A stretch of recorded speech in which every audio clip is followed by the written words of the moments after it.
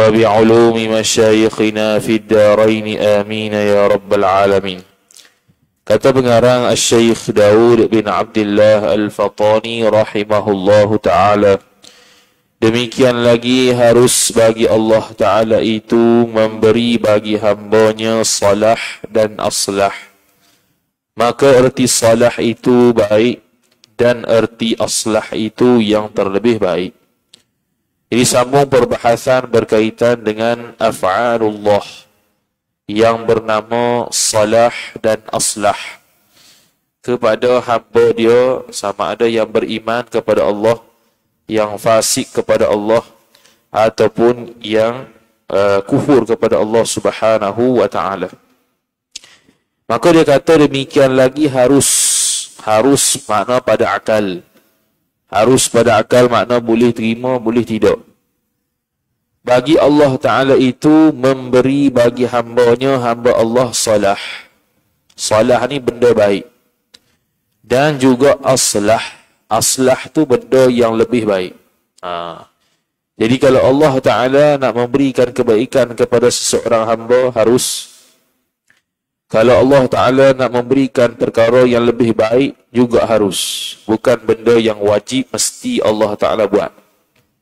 Adapun Mu'tazilah dia mengatakan bahawasanya mesti, wajib, tak boleh kata harus. Bahkan mesti Allah Ta'ala berbuat kebaikan kepada makhluk. Dan mesti Allah Ta'ala memberikan perkara yang lebih baik kepada makhluk. Jadi contoh benda kebaikan dia, contohnya iman, contohnya, sebelum tu, salah ataupun baik ni lawannya ialah tak baik lah. Dia panggil fasad. Benda yang rosak, benda yang tak bagus. Contohnya ialah antara makan dan tak makan. Jadi antara makan dengan tak makan, makan tu baik, tak makan tu tak baik. Maka nisbah kepada Mu'tazilah, dia kata Allah Ta'ala ketika itu wajib beri dia makan. Tak boleh tidak beri dia makan. Kerana memberi makan itu salah, benda baik pada manusia. Mesti Allah Ta'ala beri makan. Dan kalau dah makan pula, antara makan nasi saja dengan nasi berlauk. Antara makan nasi saja, tak ada lauk, dengan ada lauk. Maka makan nasi itu baik, makan nasi yang berlauk itu lebih baik. Nisbah akidah Mu'tazilah, dia kata Allah mesti menetapkan seseorang hamba tu boleh makan dengan lauk. Sebab itu lebih baik berbanding Allah Ta'ala memberikan dia makan nasi semata-mata. Itu Mu'tazilah. Adapun Ahlus Sunnah wal Jamaah kata benda tu harus berlaku. Boleh Allah Ta'ala menetapkan kepada hamba dia itu benda baik. Boleh Allah Ta'ala menetapkan hamba dia itu benda yang tidak baik. Boleh Allah Ta'ala menetapkan hamba dia itu benda yang lebih baik. Boleh berlaku. Bukannya satu tekanan kepada Allah Ta'ala untuk mesti beri kepada makhluk kebaikan ataupun benda yang lebih baik. Kata Musannif rahimahullahu ta'ala, maka erti salah itu baik. Salah itu baiklah. Jadi kalau nama orang, nama salah, mana orang yang baik. Salih, orang yang baik. Kalau aslah, benda yang terlebih baik. Maka dia kata, dan erti aslah itu yang terlebih baik. Yang terlebih baik lagi daripada salah. Jadi salah dengan aslah, dua benda yang berlawanan. Salah lawannya fasad. Aslah lawannya salah. Baik lawannya tak baik. Terlebih baik lawannya baik. Gitu. Jadi kita buat contoh dah tadi, kalaulah seorang hamba itu diberi, kalaulah seorang hamba itu antara makan nasi dengan tak makan nasi, maka makan nasi itu baik, tak makan nasi itu buruklah. Ni sebuah akal kita mikir begitu. Maka Mu'tazilah kata Allah wajib mesti beri dia makan. Itu Mu'tazilah. Kita Ahlus Sunnah tak. Ahlus Sunnah boleh, harus Allah Ta'ala beri dia makan, harus Allah Ta'ala beri dia tak makan. Kalau kita kata Allah Ta'ala wajib beri kebaikan kepada makhluk, maka kita soal kepada Mu'tazilah, budak-budak ada orang sakit ke tak? Ada tak budak-budak yang sakit? Jawapannya ada. Kenapa budak-budak tu sakit? Ada kebaikan kalau untuk dia. Sedangkan dia tak ada dosa. Situ tersepit dah Mu'tazilah. Jadi kita kata, tak boleh. Allah Ta'ala harus saja buat di makhluk ni benda baik. Harus sebaliknya. Harus Allah Ta'ala buat benda yang lebih baik. Dan harus sebaliknya.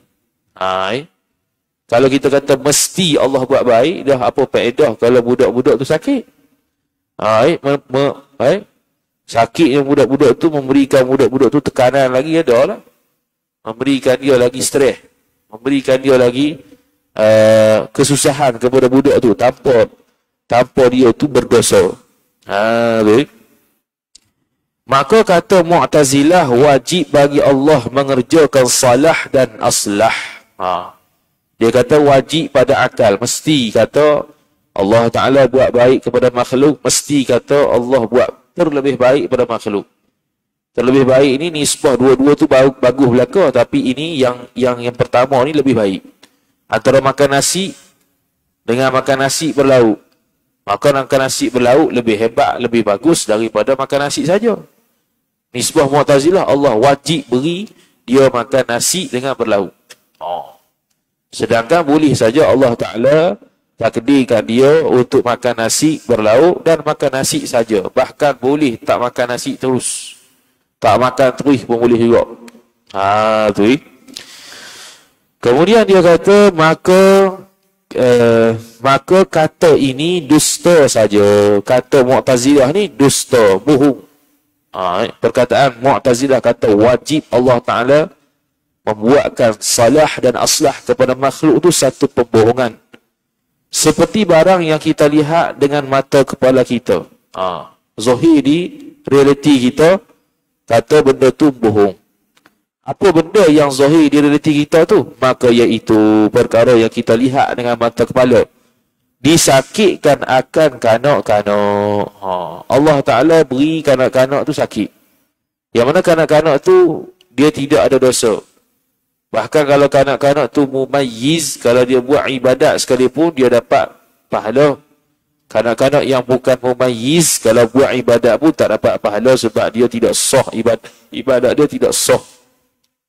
Syarat sah ibadat antaranya tamiz, iaitu dia mumayyiz. Kalau tidak mumayyiz, tak sah lah dia punya ibadat tu. Jadi apa faedah budak-budak sakit? Tak ada faedah juga. Kalau ikut akal, nak ikut Mu'tazilah sangat. Jadi kita kata orang sakit, orang budak-budak sakit, apa faedah dia? Tidak ada salah di situ, tidak ada kebaikan di situ. Tidak ada benda yang lebih baik di situ sebab dia sakit. Jadi sakit ni apa faedah? Dia meranakan budak-budak lagi ada. Mensiksakan budak-budak tu lagi ada lah. Menekankan tekanan kepada budak-budak lagi ada. Tu ketika sakit. Tak ada ketika sakit ni benda yang baik tak ada lah. Bila zahir kata sakit tu buruk lah. Ini tilik pada zahir sakit tu sendiri. Bukan kata tu daripada Allah kedak tu. Tu main tasawuf tu lain cerita tu. Dan segala orang yang kata apa tu? Dan segala orang yang kata apa tu? Apa tu? Dan kata dan segala orang yang kata bila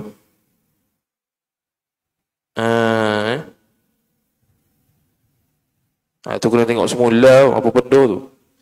Dan segala orang yang kata apa tu? Tak dengar. Kena bala. Ingat kata. Dan segala orang yang kena bala. Gitu. Kena bala ni beza sikit dengan sakit. Bala ni lebih umum lah. Bala ni kena kepada benda ataupun seseorang. Bukan seorang. Bala ni kena kepada satu tempat yang mana orang tu ada orang fasik ke, orang soleh ke, kena belaka. Sebab tu kita kena elok diri ataupun berdoa supaya elok daripada bala. Kalau sakit ni seorang-seorang. Kalau bala ni semua orang kena. Contoh bala ni biasanya kalau orang di tempat tersebut buat maksiat, kemudian turun benda penyakit, dipanggil bala lah. Dia panggil istilah dia bala. Kalau musibah tu dia nampak ringan sikit. Kalau musibah tu, perkataan musibah tu lebih ringan sikit. Kalau bala ni orang soleh ke, orang fasik ke, orang kafir ke, kena berlaku situ. Tu bala.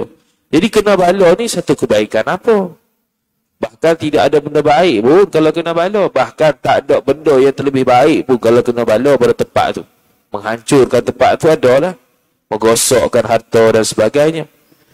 Maka jika wajib, yakni kalau wajib Allah Ta'ala berbuat kebaikan ataupun buat yang terlebih baik pada makhluk, niscaya tiada seorang pun sakit. Tak ada seorang pun sakit.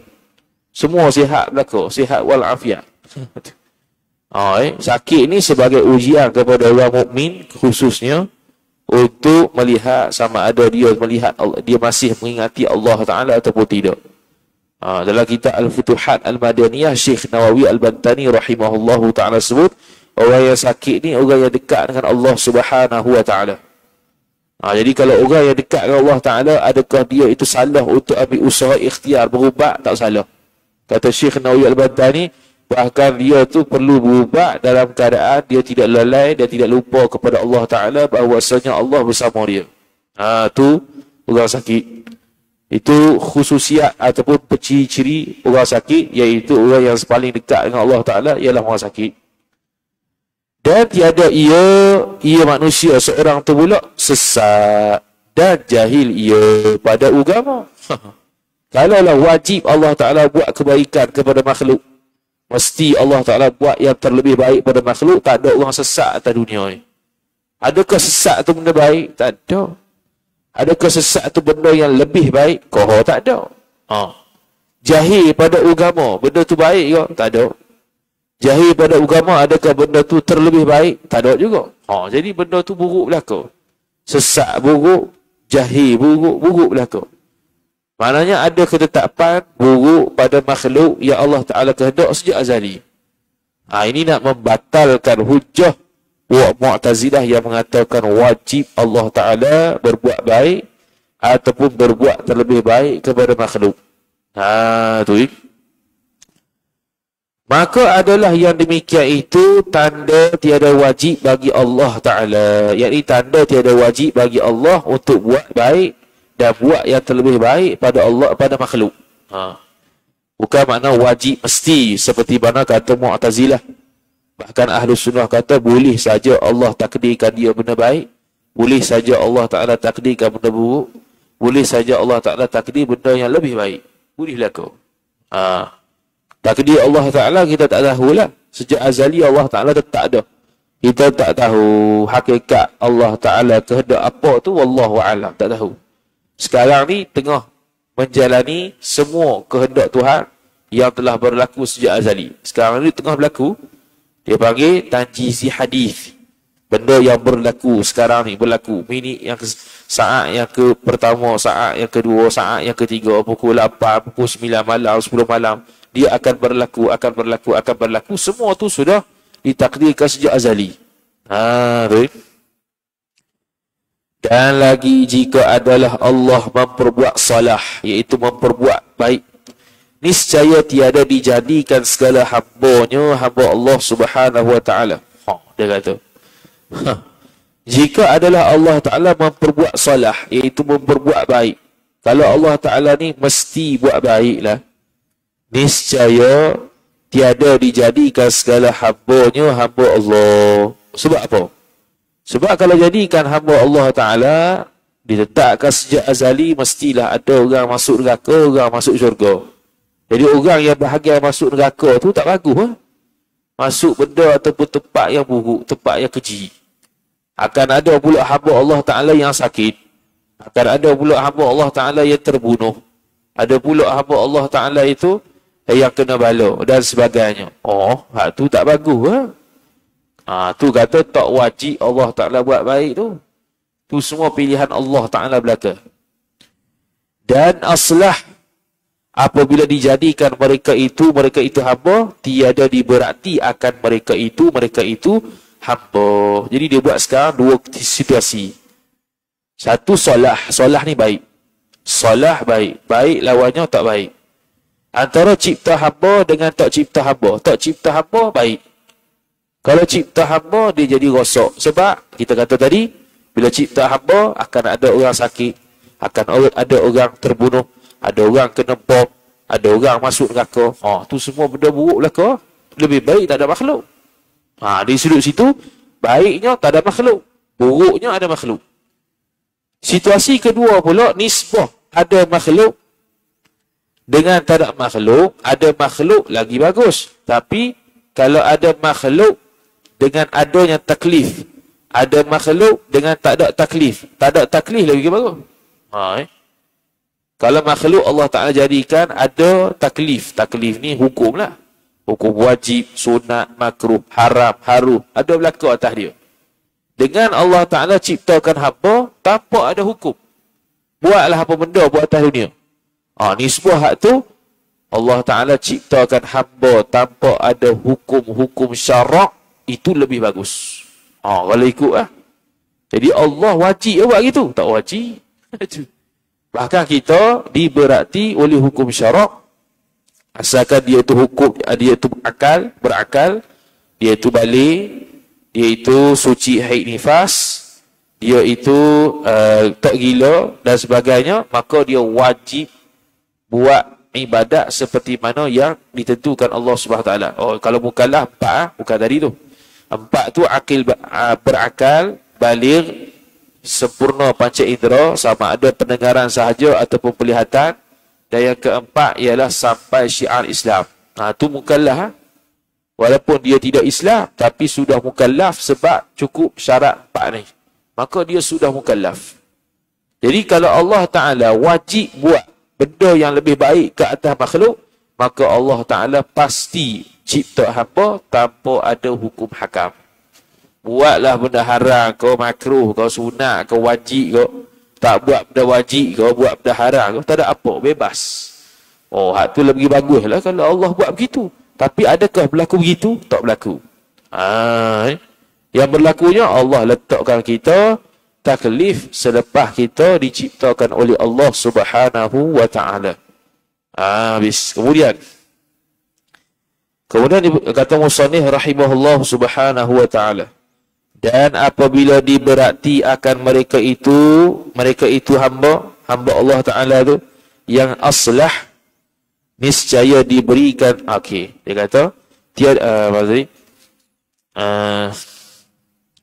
dan apabila diberati akan mereka itu hamba Allah, maka yang aslahnya diberi taufik akan mereka itu hamba. Ini situasi lain pula.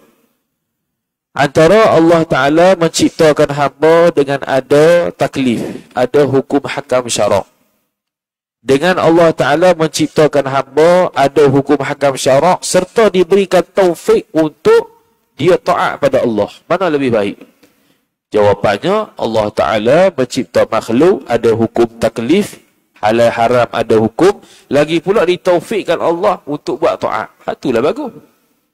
Tapi adakah wajib Allah buat begitu? Tak wajib. Bahkan harus saja. Boleh Allah Ta'ala menetapkan Zaid itu taat, boleh Allah Ta'ala letak Zaid itu maksiat, boleh Allah Ta'ala letak Zaid itu kafir. Boleh lah kau. Jadi kalau nisbah aslah kebaikan yang lebih baik itu, nisbah tu orang yang diberi taklif, hamba yang diberi taklif hukum syarak, dengan diberikan taklif dan diberikan taufik, mesti diberikan taufik lebih bagus. Sebab orang yang diberati hukum syarak, belum tentu dia taat pada Allah. Boleh jadi maksiat, boleh jadi kufur. Tapi kalau dibandingkan dengan hukum taklif diberati ke atas seorang hamba, kemudian dia dapat taufik untuk beriman dengan Allah, untuk taat pada Allah, itu lebih bagus. Tapi adakah mesti Allah Ta'ala buat begitu seluruh makhluk begitu? Tak. Itu dalil yang jelas. Kata tak wajib Allah Ta'ala memperlakukan baik ataupun terlebih baik kepada hamba-hamba Allah Ta'ala. Dan apabila tiada diberikan taufik akan mereka itu hamba, maka dimaafkan daripada mereka itu hamba. Andai kata kalau Allah tak beri taufik untuk taat sekalipun, pasti Allah Ta'ala akan maaf saja begitu. Allah maaf ya. Tak ada seksa-seksa apa, tak ada. Sebab Allah wajib buat baik. Kalau dia buat habda haram, Allah maaf lah, tak payah minta ampun, tak apa. Sebab Allah wajib buat baik. Tu kalau kita kata wajib buat baik. Allah wajib pada akal mesti buat baik pada makhluk. Mesti Allah Ta'ala maaf belaka. Tak ada dah taubat-taubat ni, maaf saja. Buat benda haram, maaf. Buat benda haram, maaf. Mudah tu. Adakah berlaku begitu? Tak berlaku. Bahkan orang yang mensyirikkan Allah masuk neraka. Orang yang maksiat pada Allah Ta'ala tak bertaubat. Allah Ta'ala kalau bertaubat sekalipun tak terima taubat dia, masuk neraka. Hak tu nak kata macam mana? Ada orang masuk neraka Allah tu. Itu dalil kata tak wajib Allah Ta'ala memperbuat perkara baik ataupun terlebih baik kepada makhluk Allah Subhanahu Wa Ta'ala. Ini konsep Mu'tazilah yang Ahlus Sunnah berpandangan kata harus saja. Bukannya wajib mesti Allah buat baik pada makhluk. Bahkan harus saja. Sebab tu kalau kita faham akidah ni, maka kita kalau bagi benda-benda hak buruk nisbah kita ni, sakit ke apa ke, kita tahu kata ni daripada Tuhan. Selesai. Ni daripada Tuhan. Dan betul lah akidah Ahlus Sunnah wal Jamaah kata tak semua benda yang kita dapat tu baik belaka. Ada kalanya buruk nisbah benda yang kita dapat tu sendiri. Sebab tu orang tasawuf kalau dia dapat benda baik, dia dapat benda buruk, semua tu nikmat belaka. Dia berasa semua tu nikmat belaka. Sebab dia berasa itu semua daripada Tuhan yang dia sembah. Bukan daripada orang lain. Jadi nikmat pun dia nikmat, nikmah benda buruk pun nikmat juga. Tu orang tasawuf. Kalau kita pergi sampai tahap tu bagus kan. Sakit pun kita nak, sihat pun kita nak. Tu. Semua tu dekatkan diri dengan Allah Ta'ala belaka. Itu Kemudian kata musannif rahimahullah subhanahu wa ta'ala. Tetapi pula adalah yang aslah, yang terlebih baik daripada tadi itu, dijadikan mereka itu hamba di dalam syurga pada permulaannya. Mula-mula awal kejadian masuk syurga dah. Hak tu lebih baik daripada hak tadi.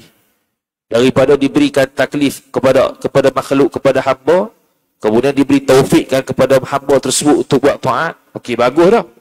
Ataupun tak beri taufik pun Allah Ta'ala ampun dosa-dosa dia, benda yang dia buat benda haram contohnya, bagus dah. Tapi hak lebih bagusnya kalau Allah cipta hamba ni masuk syurga tu. Start daripada mula daripada Nabi Adam AS sampai bila-bila syurga belaka. Hak tu lagi bagus . Tapi adakah Allah buat begitu? Tak buat. Bahkan ada cerita pula yang kita ni akan masuk ke syurga kalau kita taat pada Allah selepas penurunan Nabi Adam AS daripada syurga. Yang mana beliau makan buah khuldi itu bermacam-macam takwilan ulama. Seronoklah tengok takwil ulama tu puluh-puluh. Tu macam-macam puluh-puluh takwil ada berkaitan dengan kisah Nabi Adam turun syurga tu. Bukan dia buat dosa. Kata Imam Sawi rahimahullahu ta'ala dalam kitab Hasyiah As-Sawi ala Tafsir Jalalain, siapa yang beriktikad Nabi Adam buat dosa walaupun dosa kecil, hukum dia kafir. Jadi tidak boleh iktikad Nabi-Nabi dan Rasul-Rasul ni buat dosa walaupun zahir nampak macam bercangguk. Macam Nabi Daud alaihi salam, dia pernah minta seorang suami cerai isteri dia untuk Nabi Daud tu menikah dengan isteri tersebut. Jadi zahir cerita tu nampak macam pelik. Mana pula ambil isteri orang suruh cerai tu ikut nafsu Nabi Daud tu. Bila tengok balik syarah dia, antaranya disebutlah kitab Hasyiah Syarah Uqudul Lujain tu, disebut kata memang syariat Nabi Daud begitu. Syariat Nabi Daud, siapa yang kenal dengan isteri orang boleh minta suami dia cerai kemudian nikah. Boleh. Dan perkara tersebut tidak jatuh maruah ketika zaman Nabi Daud AS. Jadi Nabi Daud AS buat begitu. Dan hasilnya lahirlah Nabi Sulaiman AS. Tu syariat dia memang pesen gitu. Kita tak ada lah buat begitunya. Kenal dengan bini orang, kita pun suruh suami dia cerai, kita bernikah dengan bini dia. Tak boleh lagu tu. Dan dihikayatkan, ni cerita pula Abul Hasan Al-Ash'ari dengan Pak Tiri dia. Dan dihikayatkan, diceritakan bahawa adalah Abul Hasan Al-Ash'ari. Abul Hasan Al-Ash'ari pendiri mazhab Asy'ariyah. Dia keturunan sahabat Nabi SAW, namanya Sayyiduna Abu Musa Al-Ash'ari. Sahabat Nabi SAW. Abul Hasan Al-Asy'ari dia berakidah Mu'tazilah lebih kurang 40 tahun. Asalnya dia akidah Mu'tazilah, dia ikut pak tiri dia, Abu Ali Al-Jubba'i. Kemudian satu hari dimimpi Nabi SAW. Ni cerita di dalam kitab Durus Samin awal-awal dulu. Kita ceritalah sikitnya. Jadi dia mimpi Nabi SAW, Nabi SAW suruh dia ubah akidah dia. Akidah dia daripada askar kepada akidah yang betul. Lepas daripada dia bangun tidur tersebut, dia pun renung semula. Dia beruzlah dalam rumah dia hampir lebih kurang 2-3 minggu. Untuk dia tilik balik dalil-dalil apa-apa yang berkaitan dengan akidah tu. Sehinggalah dia buat keputusan bahawasanya dia keluar daripada Mu'tazilah dan dia masuk dalam kategori kalangan Ahlus Sunnah wal Jamaah. Dan sebelum tu, dia tanya pak tiri dia benda yang kita akan sebut ni. Sebelum dia istihar diri dia tu Ahlus Sunnah, dia tanya pak tiri dia perkara-perkara berikut. Dia kata, dihikayatkan bahawa adalah Abul Hasan Al-Asy'ari munazarah. Munazarah ni bincang, berdebat lah, ataupun bertanya soalan. Pada satu hari serta gurunya, guru Abul Hasan Al-Asy'ari, iaitu Jubba'i, iaitu Abu Ali Al-Jubba'i. Tiri dia lagi pula guru dia. Dan berkata Abul Hasan Al-Asy'ari, apa engkau kata pada 3 orang saudara? Pada 3 orang saudara, noktah. Dia nak bagi 3 situasi. Yang mana 3-3 ni mati belaka. Apa jawapan kau, wahai Abu Ali Al-Jubba'i? Maka dia kata seorang besar. Besar ni dewasa lah. Seorang ni dia besar, dewasa, lagi taat. Dia taat pada Allah Ta'ala. Dan yang satu lagi besar, lagi asi. Yang seorang lagi, dia tu dewasa, lagi pula yang bermaksiat pada Allah Ta'ala. Dan yang ketiga, mati kecil. Yang ketiga ni, orang yang mati kecil. Tiada sampai umur mati kecil tu. Iaitu, yang ni belum balik lagi. Belum balik lagi, mati dah. 3 orang lelaki, nak tanya. Seorang dewasa yang taat, seorang dewasa yang maksiat, seorang lagi mati kecil. Maka berkata Jubba'i. Jubba'i pun bagi tahulah jawapan dia. Kalau 3 orang ni mati, apa keadaan dia di akhirat nanti? Maka Jubba'i kata yang muti' itu, yang muti' ni orang yang taat pada Allah. Itu bahasa Arab tu. Muti'un. Muti' iaitu orang yang taat pada Allah Ta'ala itu dimasukkan ke dalam syurga. Orang yang bertaati perintah Allah tu masuk syurga. Okeylah, kita pun sepakatlah. Kalau Allah Ta'ala kehendak sejak azali, orang yang masuk syurga tu orang yang bertaat pada Allah, kita tak ada masalah lah. Okey, selesai. Dan diberikan darajat. Diberikan darajat. Kalau kitab Jawi tu, dia tulis dal ra jim alif ta. Hak tu maksudnya darjat yang banyak. Kalau bahasa Arab, kalau bahasa Inggeris panggil plural lah.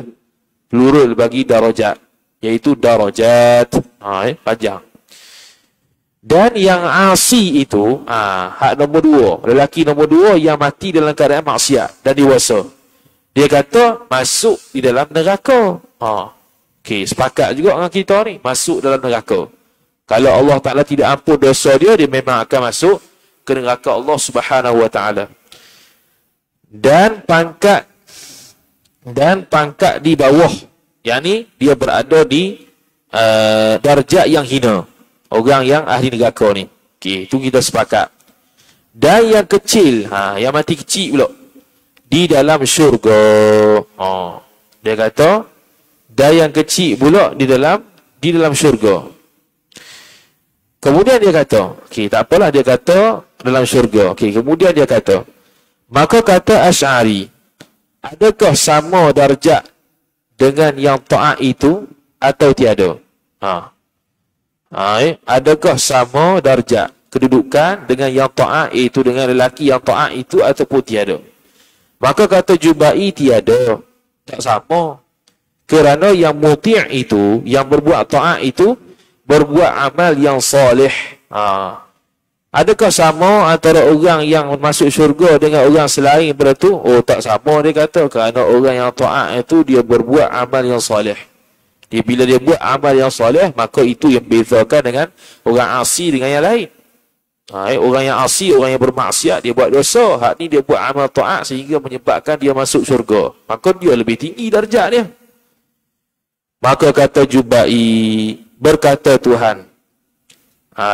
Berkata Jubai, berkata Tuhan. Dia kata, Tuhan akan kata gini, aku ketahui bahawasanya jika besar, dia kata, maka berkata Asy'ari, bukan, langkau ni.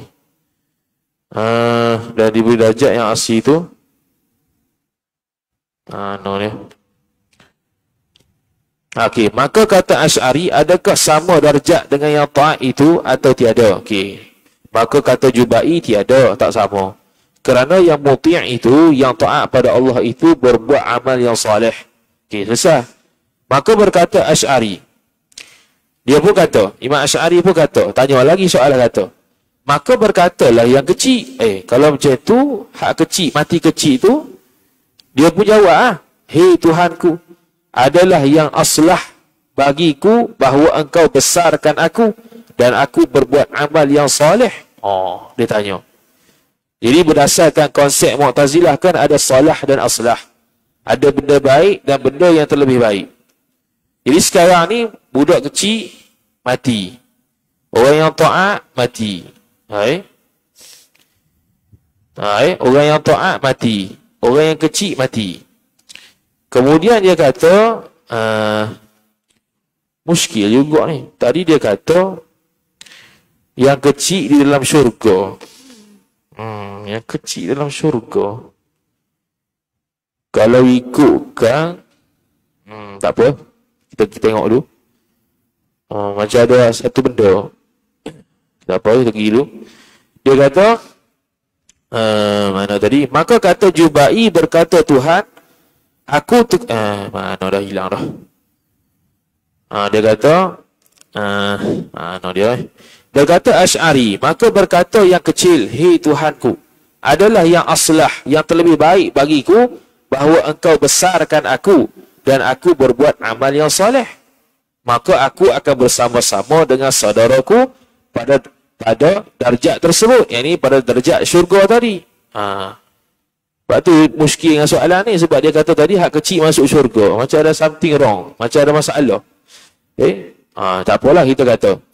Jadi sekarang ni dia kata, budak kecil ni tanya, Imam Abu Asy'ari kata, kemungkinan budak kecil ni kata begini, dah kalau orang soleh tersebut tak sama dengan aku, kenapa mu tak buat aku dewasa, kemudian aku buat amal ta'at dan masuk syurga, sama darjat dengan orang yang masuk syurga tadi. Kah hak tu lebih baik daripada aku? Kah hak tu lebih baik pada aku? Tadi kan ada konsep aslah dengan salah. Aslah ni benda yang lebih baik, salah ni benda baik. Jadi kalau kita kata tak sama budak kecil tu dengan orang yang ahli syurga tu, dari sudut darjat syurga, kemudian kalau orang kecil, yang budak kecil ni protes mula. Dia protes kata, kenapa mu kalau tahu kata aku ni, apa tadi? Dia kata, kalaulah mu berbuat aslah kepada aku, kalau mu buat lebih baik pada aku, mesti kau besarkan aku, kau dewasakan aku, kemudian aku buat amal ta'at, kemudian aku masuk syurga macam orang ahli syurga tu. Kenapa mu tak buat begitu? Tu kalau orang kecil tanya. Ni pertanyaan Imam Abul Hasan Al-Asy'ari kepada pak saudara dia. Kalau budak kecil tu kata begitu, nak kata lagu mana? Maka kata Jubai, berkata Tuhan. Tuhan pun kata, aku ketahui bahawasanya jika besar, yakni kalau mu ni dewasa, wahai budak kecil, niscaya kufurlah engkau, masuk neraka. Jadi sekali lagi kita kata, budak kecil dia kata masuk syurga, orang yang taat masuk syurga, orang yang maksiat masuk neraka. Orang yang kecil tadi dengan orang yang taat masuk syurga, adakah sama darjat? Tak sama. Bila tak sama, maka Imam Abu Asy'ari kata, kalaulah budak kecil tu protes kata, kenapa mu tak dewasakan aku supaya aku buat amal taat dan masuk syurga dan sama darjat dengan ahli syurga tu? Maka Abu Ali Al-Jubai jawab balik, Allah Ta'ala akan jawab gini, sebab Allah Ta'ala tahu esok kalau aku besarkan kau, aku dewasakan kau, engkau akan jadi kufur. Bila kufur, maka masuk neraka. Tu jawapan Abu Ali Al-Jubai, nisbah kata Allah begitu kepada budak kecil itu. Maka adalah yang aslah bahawa aku matikan dikau pada waktu kecil. Jadi dia kata, Allah Ta'ala kemungkinan akan berfirman beginilah, iaitu benda yang lebih baik bagi budak ni bahawa dia mati dalam keadaan kecil, bukannya mati dalam keadaan dewasa. Kerana bila dia mati dalam keadaan dewasa, Allah Ta'ala tahu kata dia akan kufur dengan Allah Ta'ala. Maka hak tu benda yang tak baik bagi dia. Maka Allah Ta'ala akan matikan dia waktu kecil. Maka berkata Asy'ari. Asy'ari pula kata. Maka berkatalah Asi, orang yang maksiat tu pula kata, betapa pula segala isi neraka. Betapa pula segala isi neraka. Neraka tu, apa nama tu? Isi neraka tu mana ahli neraka lah. Orang yang duduk dalam neraka Allah Subhanahu wa ta'ala. Wallahu ta'ala a'lam. A'udzu billahi minasyaitonir rajim. Bismillahirrahmanirrahim. Alhamdulillahi rabbil alamin, wassalatu wassalamu ala asyrafil anbiya'i wal mursalin sayyidina Muhammadin wa ala alihi wa sahbihi ajma'in. Allahumma zidna ilma warzuqna fahma. Allahumma zidna ilma warzuqna fahma. Allahumma zidna ilma warzuqna fahma. Wa sallallahu ala sayyidina Muhammad wa ala alihi wa sahbihi wa baraka wa sallam. Walhamdulillahi rabbil alamin. Wassalamu alaikum warahmatullahi wabarakatuh.